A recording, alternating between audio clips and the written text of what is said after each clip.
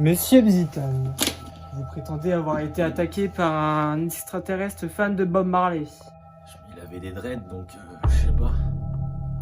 Bon, racontez-moi les circonstances de cette rencontre avec ce Bob Marley extraterrestre.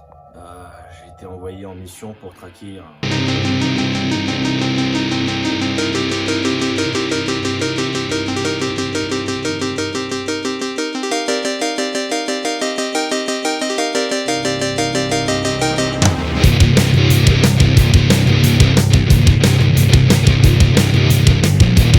Je vous laisse imaginer la scène. J'ai dévasté tout autour de lui, et là je le tenais en joue, à ma merci, et j'ai balancé la meilleure punchline du monde.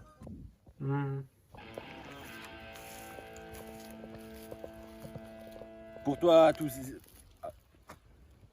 Oh, je la loupe à chaque fois. Je pense que tu pourrais dire pour toi tout s'arrête là. Ouais, pas con. Tu me permets? Ouais. Pour toi, tout s'arrête là.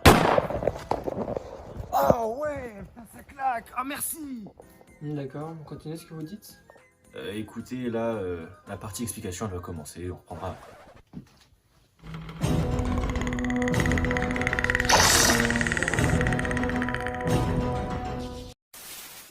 Il a fêté ses 35 ans ce vendredi avec son méchant au design iconique ayant affronté ce cher Arnold Schwarzenegger. Bonjour à tous et à toutes, à l'occasion de son anniversaire et de la sortie de Prey ce mois d'août, aujourd'hui on se retrouve pour parler de Predator premier du nom. Sorti le 19 août 1987 et réalisé par John McTiernan, Predator est en apparence un film d'action des années 80 ayant engendré 4 suites si on ne compte pas les AVP. À savoir Predator 2, suite directe du premier opus, Predators...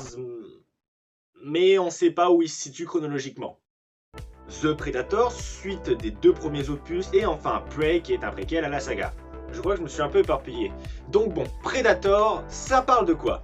Dans ce film, on suit un commando composé d'une dizaine d'hommes très bien entraînés, dirigés par Dutch. Envoyé en mission pour pulvériser un camp vietnamien, une fois la mission accomplie, ils se retrouvent dans une jungle, seuls, mais pourtant, une créature les a pris en chasse et va les tuer un par un. Au niveau des personnages, on a Dillon, joué par Carl Weathers, que vous connaissez peut-être comme Apollo Creed dans la saga Rocky, Hawkins, lui joué par Shane Black qui réalisera The Predators, mais également Mac et Billy, bref. Tous ces persos sont des soldats bourrins, mais bon, on y reviendra plus tard. Et bien évidemment, Dutch, joué par notre Arnold International, qui est ici un bon soldat certes bourrin, mais qui sait se servir d'autre chose que ses muscles. Mais la grande star du film, c'est évidemment le Predator. Que dire de ce monstre iconique du cinéma, de son design retravaillé par le génialissime Stan Winston qui a créé le Terminator ou encore les dinosaures de Jurassic Park? A la base, le film comme la créature devait s'appeler Le Hunter, et cette dernière devait être jouée par notre cher JCVD. Cependant, le design original du Hunter était tout simplement catastrophique. Pas se mentir, le Hunter était vraiment ridicule et kitsch. D'ailleurs, McTiernan et Schwarzenegger se doutaient d'une chose, si le film sortait avec ce design-là pour leur monstre fétiche, il n'allait d'une pas marcher au box-office et surtout pas marquer les esprits. C'est alors qu'ils ont décidé d'aller voir Stan Winston pour qu'il les sauve du naufrage en redesignant le Hunter, en lui donnant cette mâchoire insectoïde, ses dreads et son masque si caractéristique. Sans oublier la performance de Kevin Peterhall, l'homme dans le costume qui a su donner vie au Predator par la gestuelle. Quant au bruit caractéristique de ce dernier, on le doit au grand Peter Cullen, voix iconique d'Optimus Prime.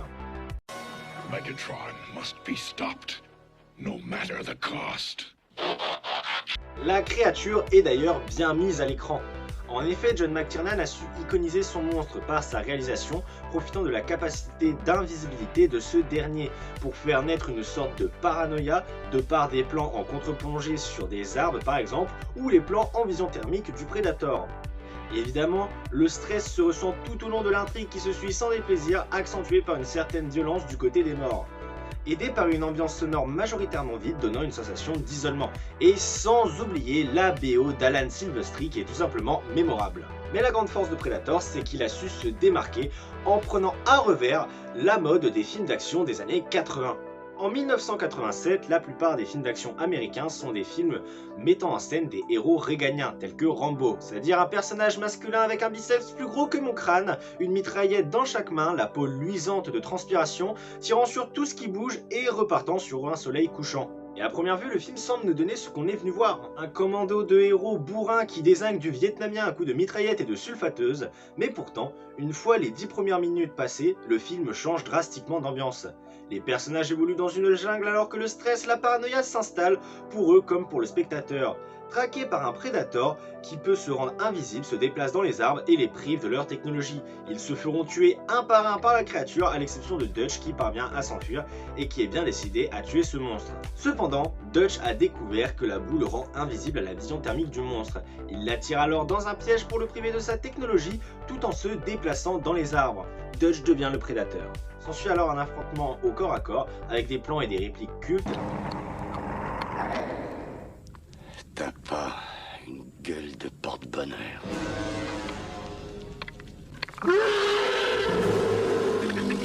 Aboutissant à la victoire de Dutch. Predator est donc un film qui s'est amusé à dynamiter les codes des films d'action des années 80, et ça on le doit à John McTiernan qui reviendra l'année suivante avec Die Hard, autre classique d'action qui s'est encore plus amusé à dynamiter les codes du cinéma d'action. Yippee pauvre con. Faudra que j'en parle un jour de Die Hard. En bref, Predator, c'est un film que j'apprécie énormément et que je regarde toujours avec plaisir, mais pourtant, ses suites ne m'ont jamais convaincu, voire même déçu, et ont tué cette franchise. Heureusement, formidablement ressuscité par Prey, dont on parlera également un jour. Et pour l'instant, j'attends avec impatience de voir ce qu'ils vont faire avec ce monstre iconique du cinéma. Ah, what the hell are you? Nah, don't answer that, I'll kill you now. Did he call yet, Mom? No, honey. But you know your father would never miss your birthday. Mwah.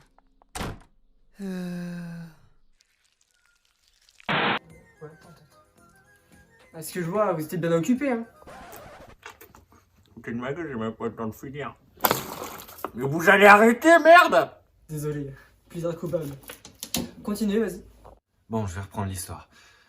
Donc je disais, quelque chose m'observait. Me suivait. C'était en tout cas l'impression que j'avais. Et je devenais parano.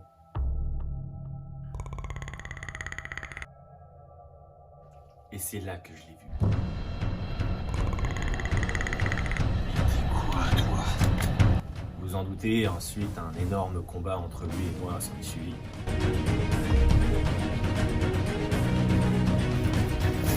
Crève, pourriture. Ouh la vache, c'est de être intense, hein.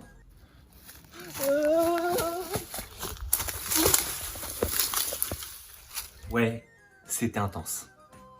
Franchement, bravo. Hein. Mais maintenant, en quoi je devrais vous croire? Franchement, j'en sais rien. Vous faites comme vous voulez. Après tout, je suis bien Lady Gaga. Ah, je m'en doutais. Hein. Ouais, on a notre tarif. Faut l'emmener à l'asile, j'en peux plus là. Ça